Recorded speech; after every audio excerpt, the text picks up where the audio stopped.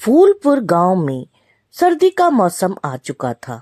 वहीं मीना घर का सारा काम करके अपनी सास के पास आती है और कहती है, माँ जी, मैंने घर का सारा काम कर दिया है, बस अब ड्राइंग रूम की सफाई रह गई है। अगर आप लोगों का चाय पीना हो गया तो मैं यहाँ कर देती हूँ। हाँ हाँ, मेरे सर पे चढ़ जा, एक कप चाय भी नहीं पीने देती चैन से बैठ के। पता नहीं किस मनूस घड़ी में मैं तुझे अपने घर की बहू बना लाई। ना दहेज में कुछ दिया, ना किसी काम की। हाँ हाँ माँ जी, आप सही कह रही हैं। जाने किस घड़ी में हमारे घर में आ गई है। मुझे तो इसे अपनी देवरानी कहने में भी शर्म आती है।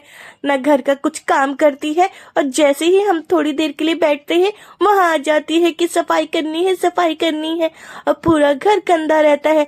जाओ यहाँ से, थोड़ी देर हमें आराम से बैठने दो। मीना ये सब सुनकर रोने लगी और बहुत दुख के साथ वहां पे चुपचाप उनकी बातें सुनती रही और किचन में आ गई और सोचने लगी, जाने क्यों माँ जी और जेठानी जी हमेशा मुझे डांटती रहती है। मैं घर का सारा काम करती हूँ, खाना पकाती हूँ, सफाई करती हूँ, पर वो हमेशा मुझे डांटती रहती है। अब मेरे माता पिता गरीब हैं और उन्होंने कुछ नहीं दिया, तो इसमें मेरी क्या गलती है। मैं तो अपनी पूरी ईमानदारी से बहू का फर्ज निभा रही हूँ। अब मैं क्या करूँ? मुझे तो कुछ समझ नहीं आ रहा। मीना बेचारी किचन में रोती हुई सारा काम करती है। रात को जब उसके पति घर आते हैं तो वो उसे सारी बातें बताती है। उसका पति बहुत कम कमाता था, इसलिए मीना को एक छोटा सा कमरा दे रखा था जहाँ उसका पति और उसकी बेटी साथ रहते थे। जब सुरेश काम से आया तो मीना ने उसे सारी बात बताई। जाने क्यों माँ जी और जेठानी जी हमेशा मुझे डांटती रहती हैं। मुझे समझ नहीं आता मैं क्या करूं।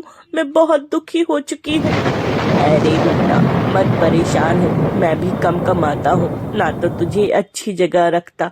अब इतनी सी बात पर मत रो, वो भी तो तुम्हारे ही परिवार है ना। मैं मानती हूँ उन्हें अपना परिवार, लेकिन वो नहीं मानते। ये सब बातें कर रहे थे। उधर उसकी जेठानी और उसके पति का एक बहुत आलीशान कमरा था जहाँ उसकी बेटी भी रहती थी। वह बहुत आराम से सो रही थी। तब उसकी जेठानी अपने पति से कहती है, अजी सुनते हो, तुम दिन रात मेहनत करते हो और इस पूरे घर को संभालते हो, सारा खर्चा तुम करते हो, और तुम्हारा भाई और ये मीना और उसकी बेटी सब लगे रहते हैं इस घर को लूटने में। अजय चुप हो जाओ, बेटी हमारी सो रही है, अभी अभी सोई है बेचारी, इतनी तेज तेज क्यों चिल्ला रही हो? अब क्या हो गया? तुम्हारी तो ये रोज रोज का ही नाटक चलता रहता है। अरे ये कोई नाटक नहीं है, और इतना खर्चा हो रहा है घर से, आगे हमारी बिटिया की पढ़ाई भी है, उसे स्कूल जाना है, कॉलेज जाना है। कल अपने भाई को घर से निकालो और कुछ करो जाके। अगली सुबह मीना की जेठानी ने चालाकी से सास के कान भरकर मीना और उसके पति सुरेश को घर से निकालने की पूरी तैयारी कर ली थी।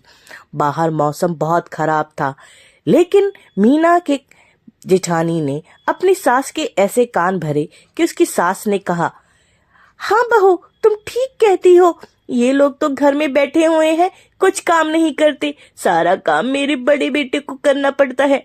माँ जी, मुझे घर से बाहर मत निकालिए, मैं अपने बच्चे के साथ कहाँ जाऊंगी, और सुरेश भी इतना नहीं कमाते हैं, प्लीज हमें घर से बाहर मत निकालिए। हाँ, यहाँ तो खैरात बट रहा है जो तुम यहाँ हमारे सर पे रहोगी। जाओ यहाँ से और अपना देखो, तुम दोनों ने तो हमारे पूरे घर का सारा राशन खत्म कर दिया। कितना खाते हो? बस कीजिए भाभी, बहुत बोल लिया आपने, हम जा रहे हैं, और अब अपना घर का राशन देखिए, हम अपना देख लेंगे। सुरेश ये बोलकर बहुत दुखी हो जाता है, लेकिन वह भाभी की बातें सुनकर चुप नहीं रह सकता था। थोड़ी ही देर बाद वो वहां से निकल गए। भारी बारिश में भी वो एक पल के लिए भी वहां ना रुके। सुरेश ने पीछे मुड़कर अपनी माँ को देखा, लेकिन उसकी माँ के आंखों के ऊपर तो जैसे पर्दा पड़ गया हो। उसने अपने बेटे को रोका तक नहीं। थोड़ी दूर चलने के बाद सुरेश एक बाजार में पहुंचता है। मीना भी चुपचाप चलती रहती है। सुरेश बोलता है, भाभी ने इस बार तो हद कर दी, बहुत बोला उन्होंने, मुझे बहुत दुख हुआ।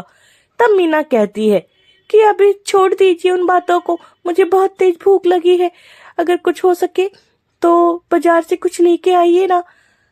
कहकर मीना वहीं बैठ गई। थोड़ी देर बाद सुरेश आया और वो थोड़ी देर चलते हुए एक लाला जी के पास पहुंचा। सुरेश ने लाला को अपनी सारी हकीकत बताई। लाला ने उसने कहा कि मैं तुम्हें किराए पे ये घर देता हूँ, साथ ही तुम्हें काम भी दूंगा और तुम यहाँ रह सकते हो, लेकिन तुम्हें मेरे यहाँ नौकरी करनी पड़ेगी। तुम ये जगह देख लो, तुम्हें कैसी लगती है और मुझे बता दो। इसका किराया भी ज्यादा नहीं है। वो एक पुराना खंडर था, लेकिन सुरेश को ये घर बहुत अच्छा लगा। उसकी पत्नी ने भी कहा, अरे हाँ कर दीजिए, इससे पहले कि हमें कोई रहने का ठिकाना ना मिले, और ये लाला भी हमें काम दे रहा है, इससे बढ़िया और क्या बात हो सकती है। सुरेश ने तुरंत हाँ कर दी। तीनों पति पत्नी और बच्ची उस घर में आ गए। मीना ने उस घर को बहुत साफ सुथरा कर दिया। तब मीना ने सुरेश को समझाया, आप इतना दुखी मत होइए, धीरे धीरे सब ठीक हो जाएगा और आपको काम भी मिल गया है, धीरे धीरे हम उसमें ही बरकत करेंगे। तुम ठीक कहती हो मीना, अगर तुम मेरे साथ नहीं होती मैं तो टूट जाता। माँ ने मुझे रोका भी नहीं, मुझे बस इसी बात का गम है। आप चिंता मत कीजिए, सब ठीक हो जाएगा। और अब चलिए जल्दी से खाना खा लीजिए, बाकी का हम कल बात करेंगे। ऐसे ही दिन बीतते रहे और सुरेश ने बढ़िया घर खरीद लिया। उसी घर पे एक बेल बजी। मीना बोली, अरे कौन है, आती हूँ। क्या लगातार बेल बजाते जा रहे हो? आ रही हूँ बाबा। ऐसी भी क्या बात हो गई? पता नहीं कौन है जो बेल बजाए जा रहा है। जैसे ही मीना ने दरवाजा खोला तो देखा सामने उसकी सास खड़ी है। मीना का खुशी से ठिकाना ना रहा। वो अपने सास के पैरों को छूकर बोलती है, अरे माँ जी, आप कितने दिनों बाद दिखी हैं, बैठिए ना। अगर सुरेश होते तो अभी कितना खुश होते, वो आपको रोज याद करते हैं, वो रोज आपके लिए रोते हैं। ये सब सुनकर उसकी सास रोने लगी और लगातार रोती गई। मुझे माफ कर दो मेरे बच्चों, मैंने तुम दोनों को बहुत दुख दिया। मैंने कभी सोचा भी नहीं था कि मैं आज इस हालात में आ जाऊंगी। तुम लोगों के जाने के बाद मुझे बड़ी बहू ने बहुत काम करवाया और धक्के मार कर घर से बाहर निकाल दिया। तब मुझे अपनी गलतियों का एहसास हुआ कि जो मैंने तुम लोगों के साथ किया वही उसने मेरे साथ किया। मुझे माफ कर दो और मुझे अपने साथ रख लो। अरे माँ जी, आप कैसी बात कर रही हैं? ये कहकर मीना अपनी सास को अपने घर में ले आई। सुरेश जब शाम को अपनी माँ को देखता है तो वो भी बहुत खुश होता है। मीना की बेटी वो तो बहुत खुश होती है और अपनी दादी से तरह तरह की कहानियां सुनती है। सुरेश भी अपनी माँ को देखकर बहुत खुश था। वो पहले तो नाराज था, उसके बाद तीनों खुशी से रहने